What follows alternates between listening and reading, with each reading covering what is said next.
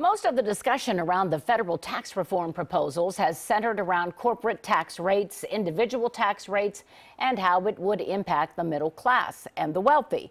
But mayors from cities all across the state stood up today to say, what about the impact on cities? And their answer to that question was nothing good.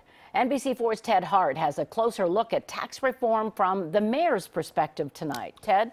Right. The Ohio Mayor's Alliance said today that the federal tax overhaul proposals would eliminate a number of tools used by cities to spur economic development. One of those, the federal historic tax credit, has provided a lot of opportunity in Columbus. The Seneca Hotel is 100 years old this year and thriving as an apartment building thanks to a total renovation a few years ago. It has helped that corner of downtown really be more stable, and it's helped the buildings around it become more inviting and attractive. Becky West says the Seneca is one of more than 500 buildings in Columbus brought back to life or soon to be renovated because of the federal historic tax credit. The elimination of the historic tax credit.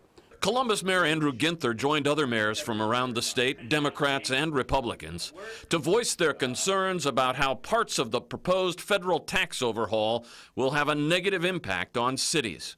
For example, the House version of tax reform would eliminate the federal historic tax credit, an incentive for developers to take on the rehabilitation of historic buildings.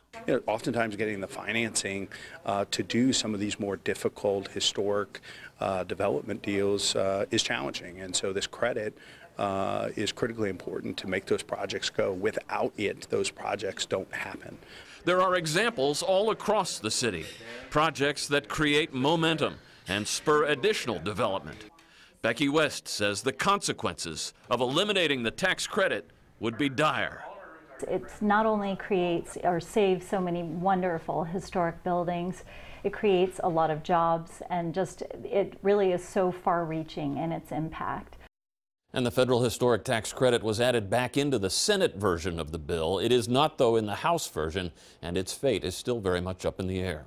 Ted Hart, NBC4. Ted, thank you.